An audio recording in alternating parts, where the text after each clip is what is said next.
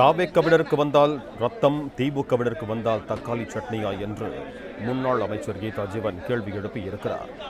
ஏற்கனவே உடல்நிலை சரியில்லாமல் இருப்பவர் மார்க்கண்டேயன் என்றும் அவர் குறிப்பிட்டிருக்கிறார். கூடுதல் விவரங்களோடு இணைகிறார் எமது செய்தியாளர் ஷேக் மதார். வணக்கம் ஷேக் மதார், உங்களிடம் இருக்கும் தகவல்கள் சொல்லுங்கள்.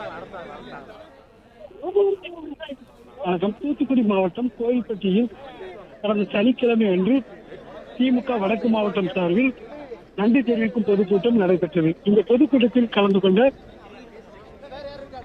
விளாத்திக்குளம் சட்டமன்ற உறுப்பினர் மார்க்கண்டேயன் தமிழக முதல்வர் குறித்து அவதூறாக பேசினார்.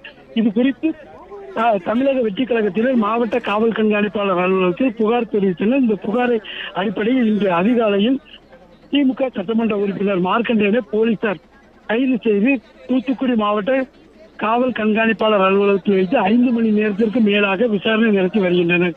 இந்த விசாரணையின் போது அவரை சந்திப்பதற்காக முதலில் கோயில்பட்டி சட்டமன்ற உறுப்பினர் கருணாநிதி, தூத்துக்குடி மாநகராட்சி மேயர் ஜெகன் பெரியசாமி, நெல்லை மாவட்ட பாளையங்கோட்டை சட்டமன்ற உறுப்பினர் அப்துல் வஹாப் ஆகியோர் வருகை தந்தனர். அவர்களை பார்க்க போலீசார் அனுமதிக்கவில்லை. இதை தொடர்ந்து